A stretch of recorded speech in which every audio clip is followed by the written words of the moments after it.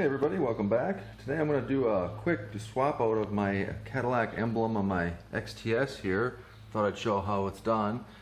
This one is the old one here. You can see the emblems peeling there a little bit. I tried to customize it a little bit and paint the insides of the emblem black there, which I did like, but being that the chrome is peeling, I thought it was a good time to swap her out. Found this replacement one online through Amazon, and I'll link it down below. I think it ran about $24, $26, something like that. Very reasonable. It's got 3M adhesive on the back, which allows it to stick to the grill here. And that's actually how this original one, the OEM one, is held on, is some 3M adhesive on there. So I'll show you how to remove that as best as possible. And what I'm going to use today is some pry tools for cars. And if you don't have a set of these guys, I'll link that down below as well. Some of the better ones that you can find on Amazon that are pretty reasonable in cost. And a heat gun. I think a hair dryer may work as well, just may take a bit longer for it to heat that adhesive up before you're able to peel it off. Heat gun probably be a little bit more effective, a little easier, quicker, that kind of thing. But overall, pretty easy project. And if you have an emblem that you want to customize perhaps or replace, this is kind of the process of how to go ahead and do that. So first step here is I'm just going to go ahead and heat up the emblem area, and as you can see, the replacement did come with the crest, but I'm going to actually leave that on there because that's in good shape, and it's a match color to the Platinum grill that I have here. But the emblem here will just heat up, and we'll try to keep it localized with the heat gun there so we don't heat up the whole area. But once that's heated up to a good amount, and we can kind of tell that's going to be able to peel apart from the grill here. It's good adhesive, so you have to make sure you heat her up pretty good, otherwise it's going to crack this emblem, and if you want to save that, that's going to be a problem. So once it's heated up, we're going to go ahead and remove the emblem using some pry bars and just kind of peeling it off here. So we'll heat it up first, and we'll take a look at it then.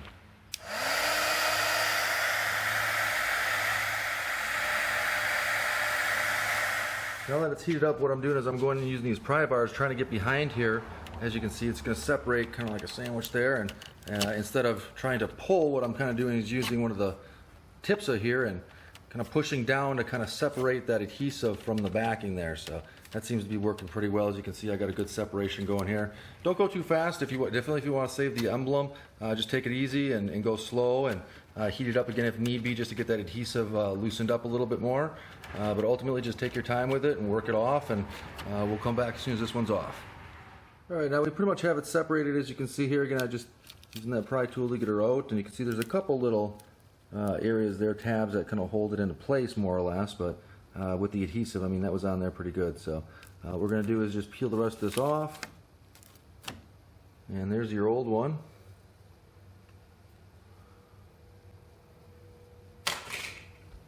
And then we just got to work on getting the adhesive off here. So what I've actually decided to do is clean up the adhesive so it's a nice flat surface and maintain that on here. What I'm going to do is heat it up with the heat gun a little bit to kind of get it pliable, and then stick the new emblem on top of that. And the new emblem does have a 3M adhesive on the back as well, but this will be kind of a double adhesive, and this stuff is I can tell it's probably a lot better grade of an adhesive and a good sticking surface. So hopefully with the two pads of adhesive together, it'll stick on a little bit better perhaps than with just the original 3M tape on the back of the replacement. Okay, and there we have the finished product. As you can see, using the both sets of adhesive, the old one after it was cleaned up a bit and the new one on top of each other, didn't make it stand out any further than it probably normally would. That's at least noticeable, and it looks like it's stuck in there pretty darn good. I tell you what, I had it on a little bit crooked when I first laid it down and tried to push it, and it took a lot of effort to get it kind of over to where it needed to be. But I think once that adhesive cures, it should be stuck on there permanently, with any luck at least.